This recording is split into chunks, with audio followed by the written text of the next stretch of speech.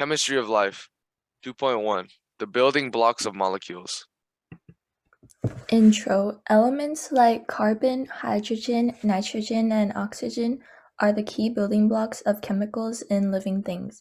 These form from carbohydrates, nucleic acids, protein, and lipids. Organisms need a certain matter to survive, which is food.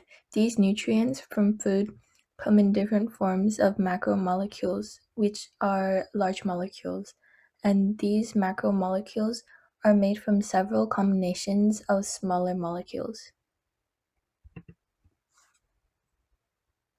2.1. The building blocks of molecules. Life is made of matter. Matter takes up space and has mass. Elements make up matter. Elements are substances that can't be broken down into other substances. Each element is made of atoms. There are 118 elements currently. Each one has its own unique symbol like H, N, O, and C. The periodic table of elements. The elements arranged based on their characteristics provides info on how the atoms will react with each other. Atoms. An atom is the smallest component of an element that retains all of the chemical properties of that element. An example is one hydrogen atom that has all the properties of the hydrogen element. Hydrogen can't be broken down into anything smaller if it is considered to still have hydrogen properties. So if a hydrogen atom was broken down, it does not have the properties of hydrogen anymore. All organisms are made of combination of elements. Atoms combine to form molecules. Parts of the atom. Atoms contain protons, electrons, and neutrons. The only exception is hydrogen, because it is made of only one proton and one electron. The nucleus is the core and center of the atom. Proton, positively charged particles that reside inside the nucleus, has a mass of 1 and charge of positive 1. Electron, negatively charged particle that travels around the nucleus, has a negligible mass and a charge of -1. Neutrons, particle that resides in the nucleus and has no charge, but still has a mass of 1. Protons and neutrons each have a mass of 1. So the mass of an atom equals the number of protons plus neutrons of the atom. Electrons don't add to the mass because their mass is very small. Parts of the atom. Each element has its own unique properties so that they all have different numbers of protons and neutrons. This makes up their atomic number and their mass number. The atomic number is the number equal to the number of protons.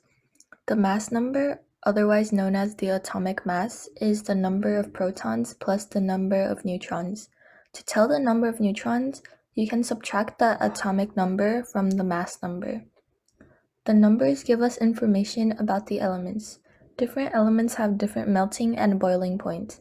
They also have different states, liquid, solid, or gas at room temperature. Some form certain bonds but other can't, or just don't. How they combine is based on the number of electrons present. Isotopes. Isotopes are different forms of the same element that have the same number of protons but a different number of neutrons. A few elements like carbon, potassium, and uranism have natural occurring isotopes. Example: carbon-12 is an isotope of carbon, has 6 protons and 6 neutrons, so it has a mass number of 12 because 6 plus 6 equals 12. It has an atomic number of 6, which makes it carbon. Some isotopes are unstable and end up losing protons, subatomic particles, or energy to form much stable elements. These are called radioactive isotopes. Chemical bonds. How elements interact with each other depends on how their electrons are arranged and how many openings for electrons there are. Electrons exist at energy levels that form shells around the nucleus.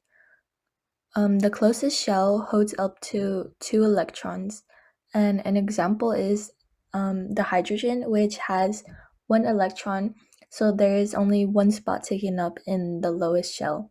Hydrogen and helium are the only two elements that have only the lowest shell. The second and third energy levels can hold up to 8 electrons. 8 electrons are arranged into 4 pairs.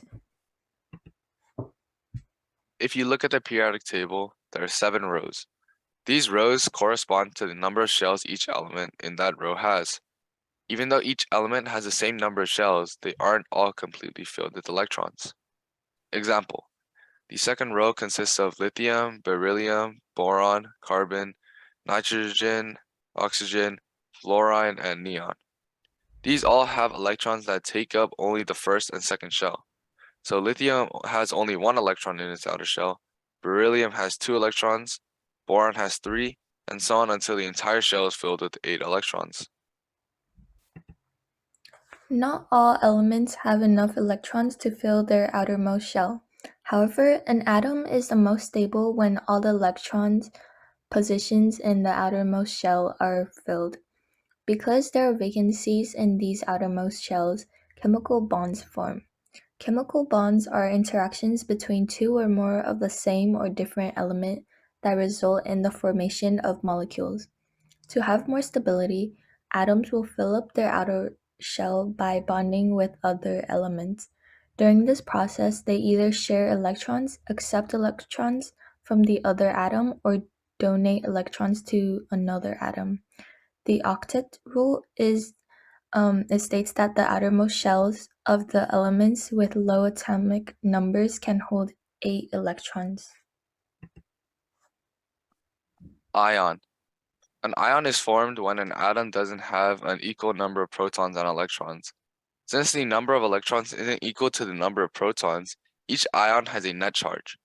Positive ions, cations, are formed by losing electrons. Negative ions, anions, are formed by gaining electrons.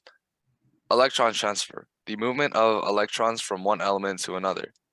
Example: a sodium atom, Na, only has 1 electron in its outermost shell, while the chlorine atom, Cl, has 7 electrons in its outermost shell.